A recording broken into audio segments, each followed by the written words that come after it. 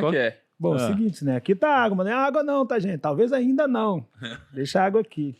É porque é o seguinte, né, cara?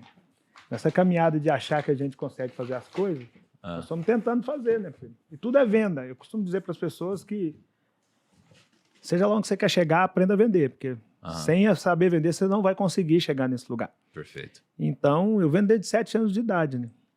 E um dia me falaram que dava para contar isso em livros. Aí eu escrevi o primeiro livro, escrevi o segundo livro e agora... Que foram fenômenos, aliás. Né? Venderam 5 milhões de cópias, os 2 primeiros, né? Somados. Então é muita coisa, considerando o país que nós estamos, que não é comum para nossa gente comprar livro, você conseguir vender essa quantidade de livro no Brasil é absurdo. Então, e agora estamos lançando o terceiro livro, que é esse cara aqui. Esse cara aqui com essa cara feia desse cara aqui que nos fala. Pô, bonito demais o livro. É o Escolha Seu Difícil, né? As 10 regras básicas de Rick Chess para se alcançar. Dá para ver na câmera aí? Tá vendo direitinho? Tá dando pra ver? Escolha o seu difícil. Escolha o seu difícil. Pô, mas a gente não quer coisa difícil, a gente quer coisa fácil, Rick. É por isso que a galera... por isso que a galera fica para trás, que coisa fácil qualquer um faz. Olha lá. E eu não sou qualquer um, você não é qualquer um. O extraordinário é algo complexo. Não impossível, mas complexo. E é por esses motivos que a galera vai ficando para trás, né? A galera quer o que seja um pouco mais fácil, que trabalhe um pouco menos, que desgaste um pouco menos. E tudo isso é ilusório quando se fala de extraordinário.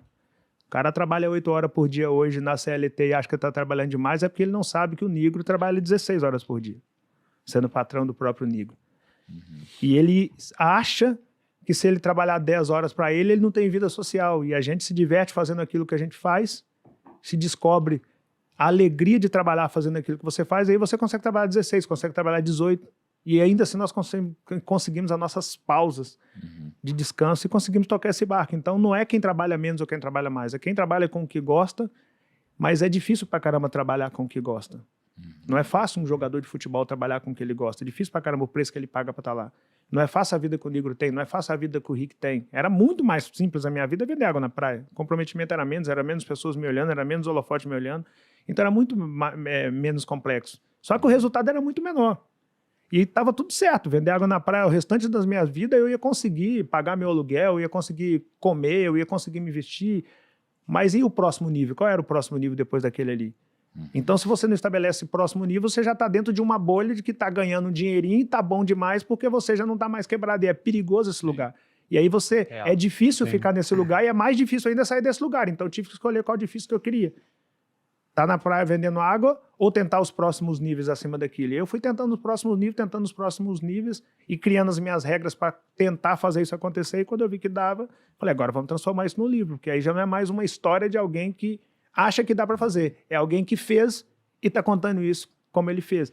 Caraca. Então, escolha ser difícil vem nessa linha, entendeu? Caraca, né? Você falou do negócio de tempo, né? E a gente tem um amigo em comum, o Flávio, que diz que se falta de tempo fosse justificativa, todo desocupado teria sucesso. E essa não é a realidade, não é? Exatamente. E aí você falou, me chamou a atenção, porque você falou que quando você estava escrevendo os outros livros, por mais que você já tivesse mais sucesso do que você tinha quando você começou, você ainda tinha uma hipótese de que isso daí poderia te levar até, né, lugares muito mais altos. E você chegou naquele lugar mais alto. Então aquela hipótese se validou. E agora que você chegou, você escreveu um livro.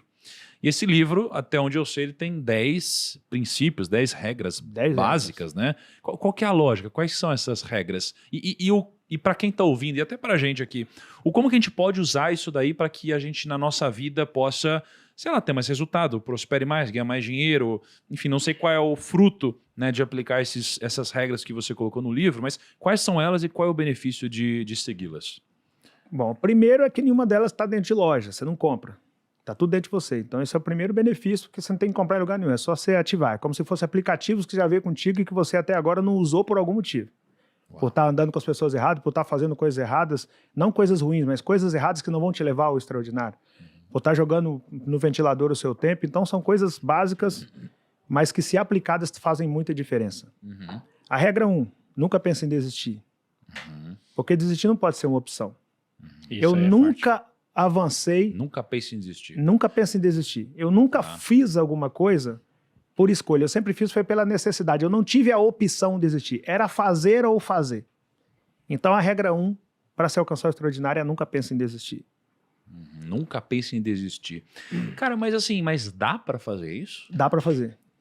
É mais sob a ótica de nunca desista ou nunca pense em desistir? Porque Você já teve vontade de desistir alguma vez na sua vida? Ou de falar assim, putz, cara, eu acho que isso daqui... Você já teve vontade? Mas eu acho que é mais desistir do seu objetivo maior. Por exemplo, Sim. eu não queria ser um fudido. Eu não podia desistir disso. Eu poderia desistir desse emprego que eu acho que não vai me dar futuro e procurar um emprego melhor. Eu acho que o pessoal distorce isso. A ideia do desistir que a gente fala é o seguinte. Primeiro você tem que saber onde você quer chegar. Rick, você me desculpa, eu tô num processo de reeducação alimentar aqui, Fique à tá? vontade. Só pra... Me desculpa. Se precisar de uma água para comer, eu te vendo. Aí é onde eu entro. Primeira coisa sobre a ótica que eu penso, que outras pessoas podem pensar diferente e tá tudo certo, que cada coisa se aplica para cada pessoa. Então, a minha maneira de pensar é, eu preciso saber o que eu quero. Quando eu comecei a minha caminhada lá, aos 7 anos de idade, por que eu comecei? De onde surgiu o Rick Vendedor? Surgiu porque até os 7 anos de idade eu nunca tinha comido carne. E eu queria conhecer carne. E a minha mãe falou que não era pra gente. Cara, carne não é pra gente não, isso é caro pra caramba, tá fora da nossa realidade, é por isso que a gente não come. Eu falei, o que eu tenho que fazer pra comer carne? Ela falou, pra comer carne você tem que trabalhar. Eu falei, o que eu tenho que fazer? Então, pra comer carne você tem que ter dinheiro. E pra ter dinheiro você tem que trabalhar. Só que ninguém vai te empregar porque você só tem 7 anos de idade. Aí eu falei, deixa que eu resolvo essa parada, eu mesmo me emprego. E aí plantei uma horta com meus irmãos e comecei a vender verdura na rua. Por que eu comecei a vender verdura na rua? Porque minha mãe me falou que eu tinha que trabalhar e que trabalhando eu chegava no dinheiro e chegando no dinheiro eu chegava na carne. Ou seja, eu sabia o que eu queria, comer carne.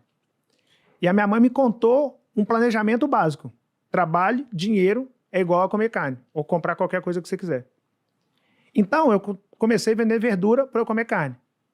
Se eu viesse que, sei lá, veio uma seca e a minha verdura não cresceu, eu poderia desistir de vender verdura, mas eu ia passar a vender sacolé e o meu objetivo era o mesmo, comer carne. Sacolé não dá, eu ia parar de vender sacolé e eu ia passar a engraxar sapato, o meu objetivo era o mesmo, comer carne. Então, quando a gente fala de não desistir, não é de não desistir de não comer carne. Eu quero comer carne, não vou desistir disso aqui não. Agora, o que eu vou fazer para chegar até aqui, eu posso mudar a qualquer tempo, porque não é desistir, é a questão de não dar murro em ponta de faca. Pô, eu tô vendo que esse solo aqui não é fértil. Eu tô vendo que a alface aqui não cresce. Eu vou insistir em plantar alface aqui? Errado isso. Eu posso vender sacolé porque eu tô num lugar que é mais quente, então eu vou vender sacolé porque nesse momento dá para eu vender sacolé. Veio o inverno? Não, então agora eu tenho que vender capa de chuva. Vai chover, eu vou vender capa de chuva, não vou vender sacolé. Agora, o objetivo é o mesmo. Seja lá o que eu for fazer, o objetivo é chegar no dinheiro e depois chegar no dinheiro chegar na carne. Você vai ficar tentando seguir reto e você vai dar cabeçada e nunca vai conseguir passar pela parede, a não ser que você tente algo diferente. Então, a resiliência que essas pessoas mencionaram para mim, na minha interpretação, é você tentar coisas diferentes até conseguir. E o que você está falando é o seguinte, você nunca deve pensar em desistir do fruto que você quer colher. Não é mesmo? Agora, do processo, você pode desistir dele várias vezes, porque o desistir, nesse caso, não é fracassar. O desistir é entender que existe um outro caminho possível. Né? É mudar, mas nunca desistir do seu sonho, né? Do fruto que você quer colher. Do propósito. Eu falo que na vida nós temos que ser igual a água. Modele seu curso de acordo com a natureza do solo por onde você passa. Olha lá, que louco. Não adianta você achar que você vai furar uma parede de, sei lá, de concreto puro com seu dedo e bater num dedo, não vai furar. Agora, por algum motivo, se você desceu o elevador aqui, o elevador deu defeito, eu vou descer de escada, deu defeito na escada, eu vou descer de rapel, eu vou descer esse prédio aqui de alguma maneira e vou passar por essa parede e vou chegar lá do outro lado. Você vai chegar lá do outro lado, mas não vai chegar lá do outro lado furando, tentando furar a parede com a sua própria mão. Você vai morrer ali e não vai conseguir fazer isso acontecer. E o que acontece com muita gente? Insistir em projetos que visivelmente não vão sair daquela ótica ou daquele patamar ou daquele degrau e achar que daquilo ali vai alcançar o seu extraordinário. Ou culpar o universo como, cara, eu sou um cara esforçado, eu sou um cara dedicado, eu sou um cara que faz a minha parte e eu não consigo. Por que eu não consigo? De repente você é até um cara esforçado, é até um cara dedicado, é até um cara que faz a sua parte, mas você está insistindo em uma ideia que não vai te levar ao extraordinário por esse viés. Mas, de repente, você pode buscar novas maneiras de fazer a mesma coisa para que essas novas maneiras de se fazer a mesma coisa possa possibilitar a sua condução para o seu extraordinário. Quais foram as mudanças que você foi fazendo sem desistir do seu sonho para que você conseguisse chegar lá? Porque não foi a primeira coisa que você tentou na sua vida, isso daqui me levou. Não, você falou, isso daqui não vai dar certo. Aí você foi mudando. O seu sonho sempre continuou o mesmo. Quais mudanças que você fez, assim? A primeira de mentalidade. A primeira mudança é a mentalidade, porque no cenário que eu fui criado, a mentalidade que se ensinou foi, isso não é pra gente. Esquece carne, não é pra você. Esquece conga, não é pra você. Eu calçava quichute. Quichute é cruel pra caramba. E a conga era o primeiro passo depois do quichute. O all-star era o segundo passo depois do quichute. Esquece, não é pra você. E esquece morar bem, não é pra você. Esquece esse negócio de faculdade, não é para você. E a primeira coisa que eu tive que mudar foi, vai ser para mim o que eu determinar que é para mim, desde que eu de fato determine e execute. Isso criança. Era mais fácil eu esquecer comer carne do que eu insistir em comer carne. Eu falei, não, eu vou comer carne. E a galera tentava te desmotivar na época, quando você queria acreditar nisso? Tenta, porque a inveja nasce na intimidade. A inveja é um negócio que nasce na intimidade, a gente de perto. O cara de perto não vai comprar o alface na sua mão. O coleguinha da sua escola não vai falar com a mãe dele para comprar a couve na sua mão, o almeirão na sua mão. Porque o coleguinha da sua escola quer te ver bem, desde que te ver bem, não significa te ver melhor do que ele. Então ele não vai comprar na sua mão. Ele vai tentar derrubar a sua ideia. Eu era uma criança, o que não é bonito, eu sempre falo isso. Não acho legal uma criança andando vendendo verdura. O lugar de criança é na escola, mas no meu caso não tinha opção. Era fazer ou fazer. Era uma corrida contra a fome. E aí eu tinha que vender. E quando eu passava para os meus coleguinhas vendendo, todos eles ficavam, tá vendendo, ele é pobre, ele tá vendendo, nós estamos brincando e ele tá vendendo. É uma maneira de tentar minar aquilo que você tá fazendo. Eu tinha que ser forte para suportar aquilo ali e seguir, porque senão não chegava na minha carne. Cara, e pra criança isso é cruel, né? Tipo, você passar Cara, âmbito, quando você é criança, você tá nessa fase da escola que tudo é comparável. Tipo, a sua roupa, você tem vergonha onde você mora, você tem vergonha onde você veste, você tem vergonha que você anda, e ainda você ser julgado por um amiguinho, tipo, cara, é muito pesado pra criança, cara. Eu lembro que na época da escola eu tinha amigo que ele ia pra escola e um dos objetivos dele, ele queria almoçar. Ele não tinha almoço em casa, então ele ia pra almoçar. E tinha vez que a escola não dava almoço. E, cara, você via que ele tinha um orgulho tão forte que ele não falava que ele tava com fome, ele ficava tranquilo, mas você via que ele ficava triste, cara, no canto, assim, e você falava assim, caraca, meu, tipo, é muito cruel. Porque se um amiguinho do lado soubesse que ele foi lá pra almoçar, ia zoar com ele, porque a criança não entende. Então, tipo, é muito pesado, cruel. Né, a vida de uma criança de comunidade é muito cruel. O caos da miséria é absurdo. É coisa que só quem passou sabe. Então, você não ter o que comer, você comer um broto de bambu, samambaia, umbigo de banana. Umbigo de banana é aquela parte roxa do cacho de banana. Sim. Você comer essas coisas para não ficar com fome. E você vê você passando com um carrinho de verdura para vender e ver seus amiguinhos jogando bolinha de gude. Eu não tive tempo de jogar bolinha de gude. Eu não tive o troféu do torneio de futebol, não tive chuteira. Isso faz falta. Eu sou filho do meio. Nascido e criado na década de 70 para 80. Eu vestia roupa usada comprada para o meu irmão mais velho, que na minha realidade a roupa era comprada para o irmão mais velho, depois a roupa passava para a irmã, chegava no filho do meio. Eu tinha que cuidar dessa roupa porque a roupa ainda ia passar para mais 2 irmãos.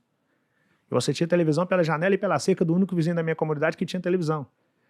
O programa que ele queria, o dia que ele queria, que naquele dia ele queria assistir televisão. Eu dormia para baixo, meu irmão dormia para cima, e um colchonete de palha no chão. É cruel pra caramba. Porque é natural a ideia do brincar.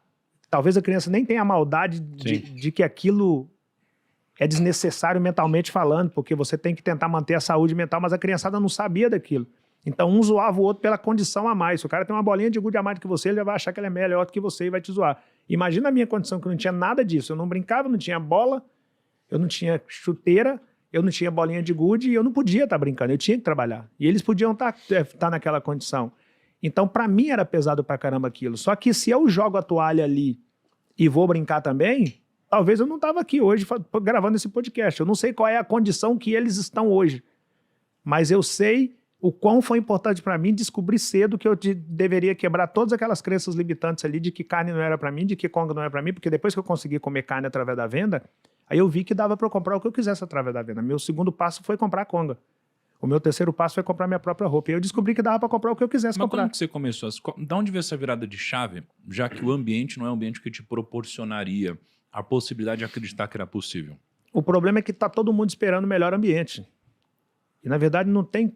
O melhor ambiente pode te favorecer, se você for de fato um águia. Agora, se você for de fato um águia, você transforma o pior ambiente. O sonho das pessoas é estar entre os extraordinários do planeta. Aí você fala, cara, Henrique, não conheço nenhum extraordinário no planeta. Fala, então tente estar entre os extraordinários do seu país. Não dá, cara, sou muito pequeno. Então tente estar entre os extraordinários do seu estado. Também não dá, sou muito pequeno. Tente os do sua capital, não dá. Tente os da sua cidade, não consigo. Tente os do seu bairro, não consigo. Tente os da sua rua. Cara, na minha rua não tem ninguém extraordinário, então seja essa pessoa. Não interessa se você está no caos da favela ou se você está no Alphaville, não interessa. Você tem que ser o extraordinário daquele lugar. Você tem que ser a parte boa daquele lugar. Não interessa como é o lugar se você se propor a ser a parte boa dele. Eu sempre tive isso comigo. seja lá onde eu passar, eu preciso ser a parte boa desse lugar. E sempre que eu morei em comunidade ou em bairro carente, que a minha criação, ou ela foi em bairro pequeno de periferia, ou ela foi em comunidade de cidade grande. Sempre eu morei no pior do lugar. E às vezes no pior do lugar. E eu nunca fumei, eu nunca bebi, eu nunca me prostituí, eu nunca usei droga. Não tem nada contra quem faz isso, mas é a minha opção. Eu cresci entre fuzil e o livro. No cenário onde eu nasci, é como se a vida virasse para mim e falava, meu parceiro, é o seguinte, vou te apresentar, eu sou a vida, tá? Eu vou te apresentar como funciona aqui. Você nasceu, seja bem-vindo, você está na favela, tem um fuzil aqui, você quer pegar? E tem um livro aí, o que você escolhe? Eu falei, eu vou escolher o livro. Ah, mas o livro eu não sei onde ele está não, está escondido. Eu vou achar o livro. Pega o fuzil, tá mais fácil, o fuzil tá aqui. Não, eu vou achar o livro. E se você não achar o livro? Se eu não achar o livro, eu escrevo o livro, mas eu vou ser a parte boa desse lugar. Oi, conta pra mim isso daí, cara. Como que é esse negócio do fuzil? Tipo, você sabe que você é fuzil, mas como que é? Como que foi na sua prática? Chegaram pra você e te ofereceram mesmo? Um negócio assim? Você falou, pô, não e tal. Como que é? Conta pra mim essa história na prática. Só pra... Eu não vivi isso, né? Não de perto, assim. Eu queria entender na prática como funciona, qual que é essa... Quão difícil é você dizer esse não, assim, o quanto o ambiente te obriga ou não para ir por esse caminho. Como foi no seu caso, é uma questão de sobrevivência cara? até, né? É porque o que eu ouço muito é a galera que fala assim, não, eu não tinha outra opção. E eu penso, pô, será que não tinha mesmo? Porque você é uma pessoa que passou por isso, né? Então, como que funciona isso, cara? Me conta uma história aí real da sua vida. O não é dado pela postura que você tem. Você não precisa falar não com ninguém, sim com ninguém. A sua postura fala por si só. Então eu cresci ou em bairro carente, que sempre teve tráfico, ou em grandes periferias, que sempre... Não, em qualquer lugar que eu tenha morado, eu cresci, ou eu era o bairro carente do lugar, seja quando eu nasci em Minas, quando eu morei em Belo Horizonte, ou quando eu mudei para o Rio. Ou era a periferia desse lugar. No Rio se chama comunidade. Ninguém nunca me ofereceu um fuzil, ninguém nunca me ofereceu droga, ninguém nunca me chamou para ser parte do tráfico. Pela minha postura. A sua postura determina como as pessoas vão chegar até você e com que tipo de abordagem elas vão chegar até você. E eu sempre fui criado por um cara que é meu pai, Velho Roxo, que eu sou muito grato a ele, que ele nos ensinou o básico do básico do básico, mas dentro desse básico ele nos ensinou a ter postura que a pessoa olhe para você e tenha coragem, ou olhe para você e não tenha coragem de te falar sobre determinados assuntos, sobre determinadas coisas. Então eu não precisei falar não para o fuzil. Eu não dei espaço para que ninguém me oferecesse um fuzil. Eu não precisei falar não para as drogas, eu não dei espaço para que alguém me oferecesse drogas. Eu não precisei falar não para a prostituição, eu não dei espaço para que ninguém chegasse perto de mim com a intenção de prostituição. É difícil pra caramba fazer isso pelo cenário que você está, mas não é impossível fazer isso. É possível. E o problema é que a galera vai se apegar ao ser difícil e aí vai. Por quê? A sedução visual da coisa é muito pesada. Porque o cara da comunidade, ele é o cara que tem o melhor carro, ele é o cara que tem a melhor corrente, ele é o cara que tá com a mulher mais bonita, ele é o cara que dá o melhor rolê, ele é o cara que faz a melhor festa, e o garoto, o primeiro ídolo de um garoto de comunidade é o dono do morro.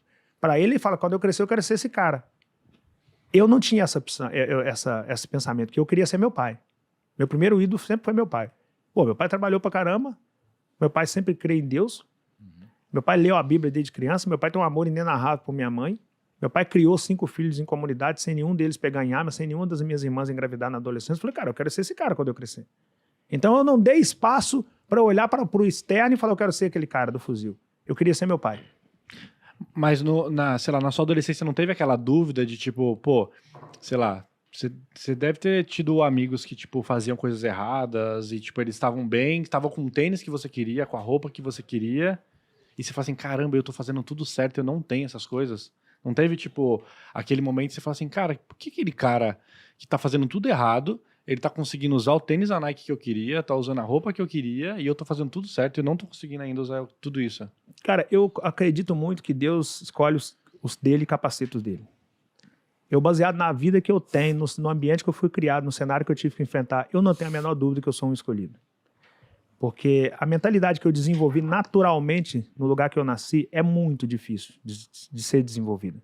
Eu não era seduzido pelo melhor tênis naquela época. Hoje eu tenho coleção de Jordan, eu adoro Jordan. Mas eu não era seduzido naquela época por ter o melhor tênis.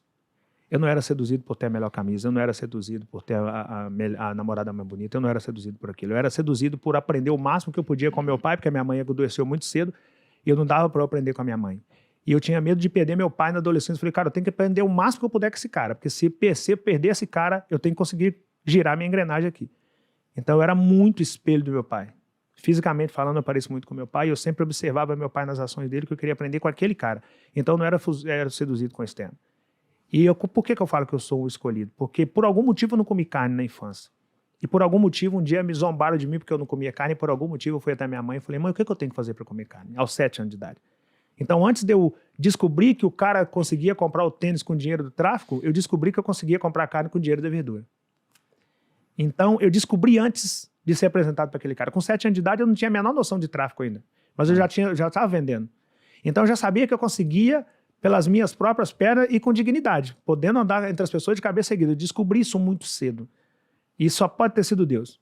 Eu não consigo outra explicação para ter a mentalidade e as escolhas que eu fiz dentro do ambiente que eu fui criado, sem contar o meu pai, a não ser Deus. Fala, cara, eu estou te escolhendo. Você vai passar por um caos absurdo aí, mas o dia que você se erguer, o dia que eu te colocar a mão, o dia que a promessa se manifestar na sua vida, as pessoas vão querer seguir o Deus que você serve. E eu vi meu pai ler na Bíblia a vida toda. E tem uma parte da Bíblia que é a 1 Pedro, capítulo 5, versículo 6, que diz, humilhai-vos, porém, debaixo da potente mão do Senhor Deus, para que no seu tempo exato ele venha exaltar. Eu suportei 40 anos para esperar isso acontecer. 40. Mas o dia que esse Deus me exaltou, eu fui nos 5 continentes do mundo provar que não tem a ver com o lugar que você nasceu. Tem a ver com as suas escolhas. Tem a ver com o nível de conhecimento que você buscou. Tem a ver com aquilo que você fez. Tem a ver com os nãos que a sua postura deu automaticamente para as pessoas. Tem a ver com isso e não com o ambiente quando você nasceu. Eu descobri, a grosso modo, que nascer em uma condição desfavorável pode ser culpa ou circunstância de quem veio antes de você. Morrer nessa condição foi escolha sua. Isso eu concordo com você. Não é fácil, porque falar isso sem explicação pode ser meio que clichê. Mas eu posso te afirmar que tem muito mais Rick Chester dentro de uma comunidade do que pessoas com fuzil na mão. O problema é que essas pessoas não se enxergam quanto o Rick Chester. Porque hoje elas estão em um celular que tem... cada vez que você rola a barrinha do celular, tem bilhões de novas coisas acontecendo. É um ambiente de consumo em cima deles o tempo todo e eles não buscam conhecimento para o básico, do básico, do básico, do básico. E aí começam a entrar dentro de determinadas bolhas que ancoram essa galera na mediocridade. Mas tem potência absurda de comunidade que você não tem noção, você não tem ideia do quão grande é um moleque de comunidade que poderia pegar no fuzil, fazer um curso de barbeiro e abrir uma barbearia. É gigantesco o gesto daquele cara. Só que aquele cara abre uma barbearia e ele se contenta em abrir a barbearia. Ele quer ter o melhor carro, assim que ele abre a barbearia, ele já quer comprar o melhor carro ao invés de fazer um curso sobre educação financeira. Aí ele não começa a buscar conhecimento, ele entra para uma bolha do cara que até conseguiu abrir uma barbearia, mas ele não consegue avançar porque ele não fez um curso. Aí ele entra para dentro das bolhazinhas e vai ficando. E aí é muita gente que está dentro de bolha ficando, que tem potencial absurdo, que poderia ser um cara que facilmente tinha potencial para sentar nessa mesa aqui. Só para não sair desse assunto específico, você falou assim, você falou que, cara, não tem outra explicação que não seja Deus para isso, não é? Eu também passei por algumas experiências na minha vida que eu falo, cara, também não encontro outra, né? Se não seria uma situação do acaso tremenda, né? E você falou que você esperou 40 anos para isso acontecer, né?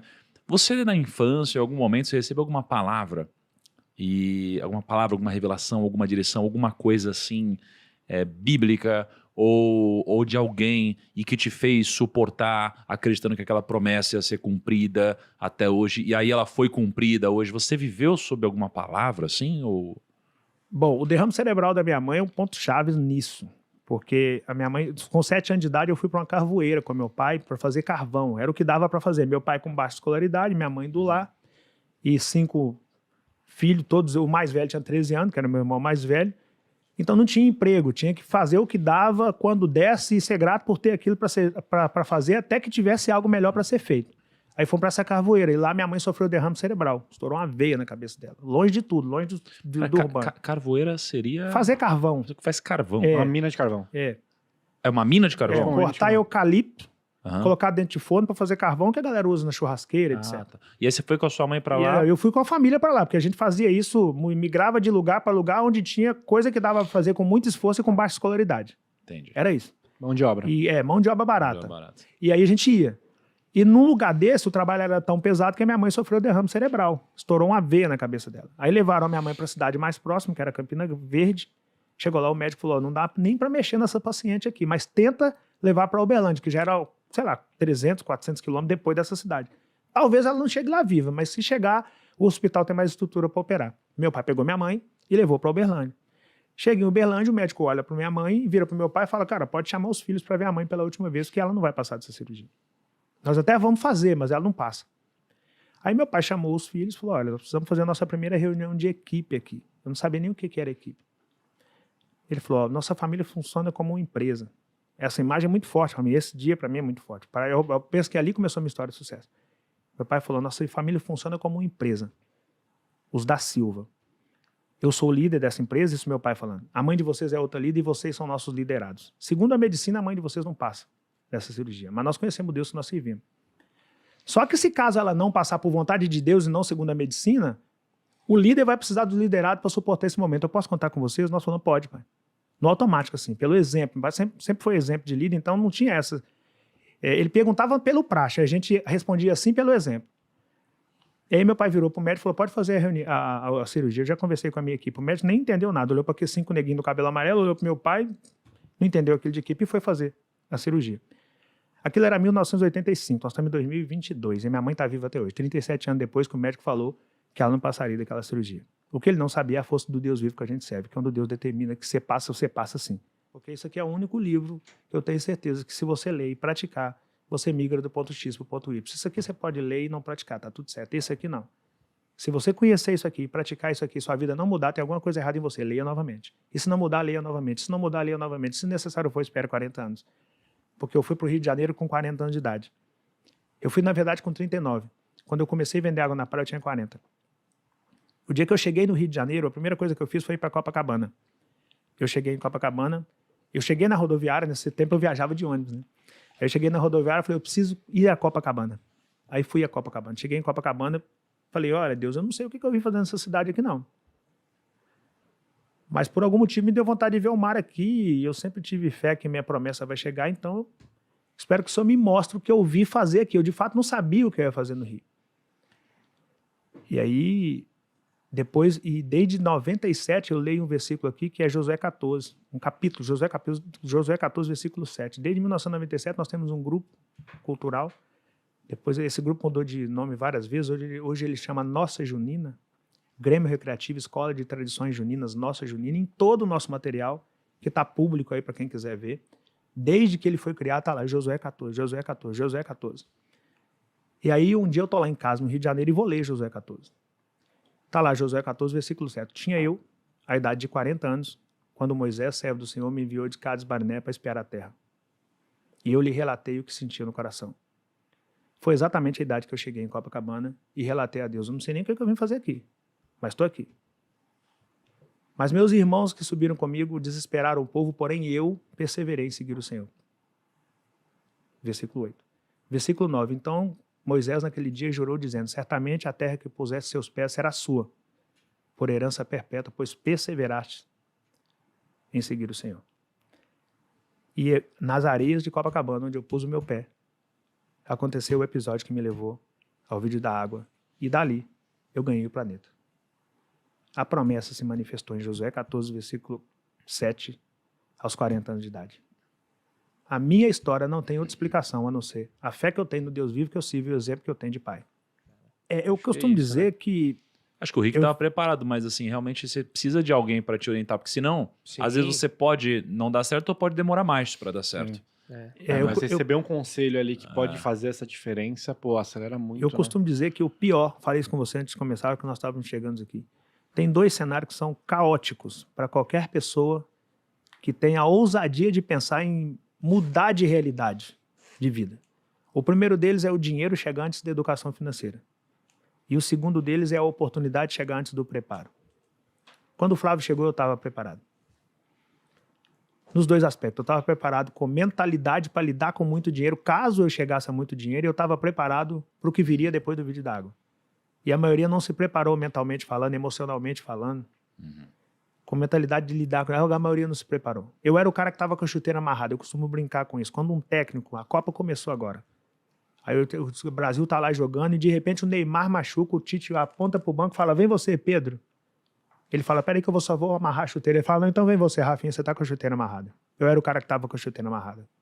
Quando o Flávio olhou pra mim. Não pode perder a oportunidade. Né? Você não pode estar com a chuteira desamarrada. Você tem que estar pronto. Você tem que acreditar que em algum momento você vai ser chamado pro campo e não vai dar tempo de você nem amarrar a chuteira. Eu era o cara que tava com a chuteira amarrada. Eu passei uma vida inteira lendo. Eu passei uma vida inteira dizendo não pela postura para coisas que não me conduziriam ao extraordinário.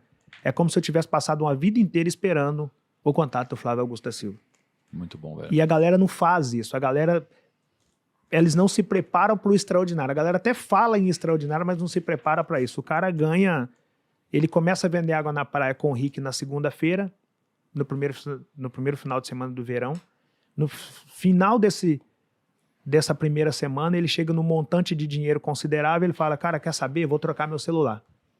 Ao invés dele trocar a caixa de isopor. Ao invés dele comprar uma água de uma qualidade melhor. Ao invés dele investir na roupa que ele vende na praia, ele troca de celular. Na segunda-feira ele fala, hoje é minha folga. Fazer um churrasco lá em casa, quem vai? Eu falava, eu não vou não, eu vou estar na praia amanhã. Pô, mas você não tem folga não? Eu falo, não, amanhã a concorrência é minha nossa, vocês vão folgar e eu vou estar aqui vendendo, verão. Então a minha mentalidade era outra. E os caras queimavam o dinheiro que eles ganhavam no final de semana, na segunda-feira, na terça-feira eles tinham que recomeçar novamente, sem dinheiro e com menos tempo. Eu guardava o dinheiro do final de semana, na segunda-feira eu trabalhava e na terça-feira eu tinha mais dinheiro daqueles caras, o mesmo tempo que eles tinham a partir da terça-feira, e já estava dando sinais claros de que eu conseguia lidar com o dinheiro. Ser fiel no pouco é um negócio muito complexo. E eu conseguia fazer isso no pouco. Com o tempo eu passei a ser referência para aqueles caras, e essa referência hoje é essa que o Rick mostra para o mundo. Mas eu estava preparado com mentalidade financeira para cuidar de pouco dinheiro e emocionalmente preparado. Legal. E com o nível de conhecimento necessário para ocupar o lugar que eu ocupo hoje. Foda. Tem que querer ser esse cara. Tem um cara que ganha 8, então você tem que querer ser esse cara. Ele se contenta em ganhar 2. E aí ele não sai do lugar. E ele não sai do lugar e começa a mudar a marca das coisas, que é aquilo que o Flávio fala. E aí 2 já não passa, dá para ele. E ele começa a achar que o emprego não dá para ele. Enquanto, na verdade, não dá para ele é a mentalidade que ele tem de não ser apaixonado pelo próximo nível. Ele simplesmente queria ganhar um dinheirinho para comprar as coisinhas dele, já fala até no termo pejorativo que eu não gosto. Eu quero ganhar meu dinheirinho, comprar minhas coisinhas. Não, cara, você ganhar meu dinheiro, comprar minhas coisas, não é ganhar dinheirinho, comprar coisinha. Mas você tem que ter mentalidade de gente grande, porque se você não tiver mentalidade de gente grande, você entra na bolha dos caras que conseguiram até ganhar o tal do dinheirinho, mas que ficou ali. Outro erro dessa galera é não usar como laboratório o lugar que ele tá ganhando esse dinheirinho. Eu entrei para limpar chão numa pastelaria. Cara, meu próximo nível ali é observar a garota do caixa, como ela faz aquele negócio. Eu tenho que começar a entender sobre fluxo de caixa. Eu não tenho dinheiro para pagar um curso sobre fluxo de caixa, mas está acontecendo no lugar que eu estou o dia todo. Eu tenho que entender sobre liderança. Eu não tenho dinheiro para pagar um curso de liderança, mas tem um líder ali atuando o tempo todo. Eu tenho a possibilidade, sendo limpador de chão da pastelaria, de observar se o líder daquele lugar é líder ou é chefe. Porque chefe é carrasco, líder é exemplo. Eu tenho condição de ter aquela aula 0800 ali. Então você está ganhando 2.000 para limpar o chão, só que na verdade você está ganhando 2.000 para fazer um curso presencial de várias áreas e você não tem essa mentalidade. E quando você passa a ter essa mentalidade, você começa a observar o macro de possibilidade de um lugar, onde você está durante uma determinada quantidade de horas.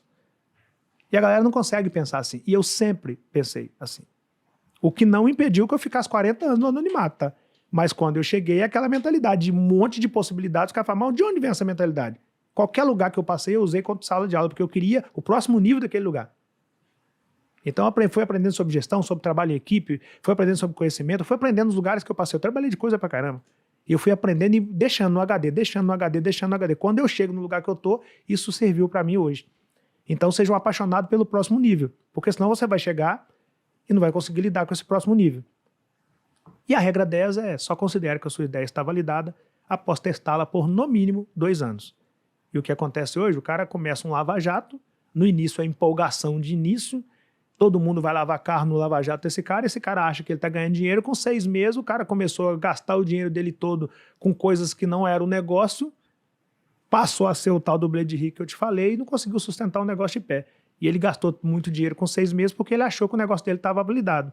Ou ele abre uma barbearia no bairro, com 1 ano a barbearia está bombando, ele quer abrir a segunda, sendo que ele nem validou a primeira. Ao invés dele pegar todo o dinheiro e colocar na primeira, ele quer abrir a segunda. Ele não validou o negócio dele ainda. O negócio dele, muitas das vezes, não respira sem ajuda de aparelho. O negócio dele ainda está tirando dinheiro do almoço para comprar a janta. E ele já quer abrir uma segunda porque está lotada a barbearia dele, mas está lotado sem gestão. Está lotado sem educação financeira. Ele não pode abrir uma segunda, ele tem que validar a primeira. E essa questão de querer as coisas para ontem faz com que a galera tenha esse pensamento, vê na rede social o povo falar de franquia, vê na rede social o povo falar de ter rede, de loja, e aí empolga nisso. Só que para chegar nesse lugar, você tem que ter o quê? Conhecimento. Você tem que ler, você tem que fazer curso. Aí o cara acha que um tênis 12 molas, um Nike 12 molas, não é caro. Ele compra. Ele não acha a garrafa de Bucanas cara, ele compra. Ele não acha o ingresso para a balada tal caro, ele compra. Mas quando você vai falar com ele de um curso, ele fala, não, curso eu não vou comprar. Esses caras querem ficar ricos, esses caras estão dando curso, eles querem ficar ricos. Tá, mas isso aqui é intangível, tá? O conhecimento é intangível. Nada contra o tênis que você está comprando, mas daqui a um ano você tem que comprar outro. Nada contra a bebida que você bebe, mas essa vai acabar em meia hora de balada. O conhecimento fica com você o restante dos seus dias. E o cara não sabe disso. Então, por não saber disso, ele não valida nada e quer começar várias outras coisas.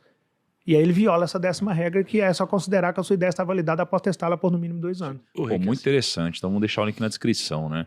Ô, Rick, cara, você tem algum conselho final pra galera aí, cara? Cara, nós estamos num país muito complexo, né, primo?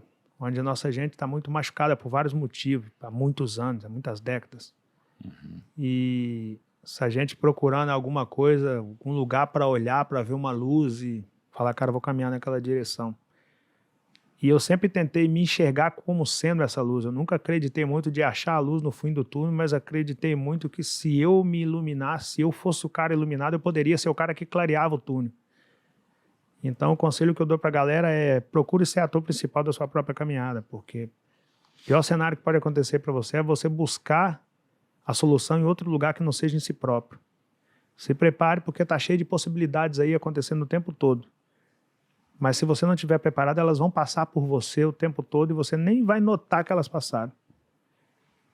Não é para amador, o extraordinário não é para amador.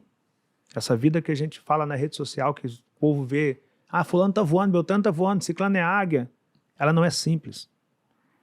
Mas ela não precisa ser simples. Ela só precisa ser possível. E eu sempre acreditei nisso. Eu sempre acreditei que... Hoje, ele estava até falando aqui agora, quando eu fui autografar o livro para você, a galera pensa, o cara deu sorte. Aí é 1 em 1 milhão que consegue.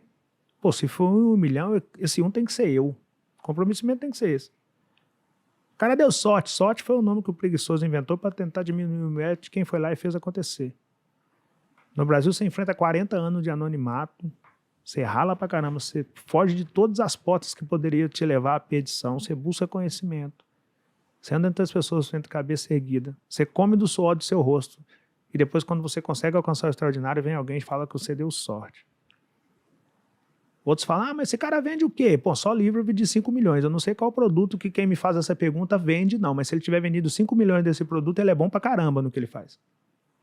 Só livro. Se isso se eu vendesse só livro. Então se prepare para enfrentar o caos e se prepare para enfrentar isso depois que chegar. E caso você chegue ao extraordinário, saiba que toda história de sucesso é meia história de fracasso. Então mantenha os 2 pés cravados no chão. Porque para cada 10 pessoas que te observam e te admiram, tem 3 entre essas 10 que está só esperando uma brecha desse tamanhozinho para puxar. E se você tiver perdido a noção, você não se levanta mais. O Rick, quase todos os dias, ele tem 1.000, 2.000, 3.000, 5.000 novos seguidores. Então é como você pegar um balão de festa e inflando, ele vai ficando cada vez mais sensível. Qualquer descuido, estoura, eu não consigo juntar mais. Então é importante você se preparar e ter essa mentalidade. Eu estou crescendo, mas quanto mais eu cresço, a meia história de fracasso fica mais forte. E aí muita gente começa a crescer e joga fora a caixa de isopor. Eu não sei qual é a sua caixa de isopor, se é uma máquina de barbeiro, se é um notebook, se é uma pasta, se é o volante de um carro, eu não sei qual é a sua caixa de isopor. Mas o conselho que eu te dou é, não jogue fora a sua caixa de isopor não, porque o mundo não gira, capota. E se o mundo resolver capotar para você, e você tiver jogado a sua caixa de isopor fora, pode ser que você não consiga mais encontrar uma caixa de isopor. Cresça sem perder os laços com aquilo que te levou a crescer. Humildade, essência, resiliência, fé, gratidão, fidelidade. Eu estar aqui no Nigro como o primeiro podcast que eu vou dar muito tempo é lealdade a algo que ele me falou lá atrás. Inclusive, foi assim que ele elaborou isso aqui. Seja uma pessoa de palavra. Seja uma pessoa que pode morar no Alphaville vindo da favela, mas tenha a hombridade de voltar na favela e ser bem-quisto naquele lugar. Porque, para mim, é lindo eu fazer sucesso no mundo e ser admirado no mundo, mas para mim é muito mais lindo quando eu vou às areias de Copacabana e os ambulantes de lá olham para o Rick e falam, cara, você nos representa quanto ser humano. Porque você ser reconhecido no lugar que você saiu é a maior materialização do se alcançar o extraordinário. E, por fim, sucesso não é aquilo que você colhe, é aquilo que você planta.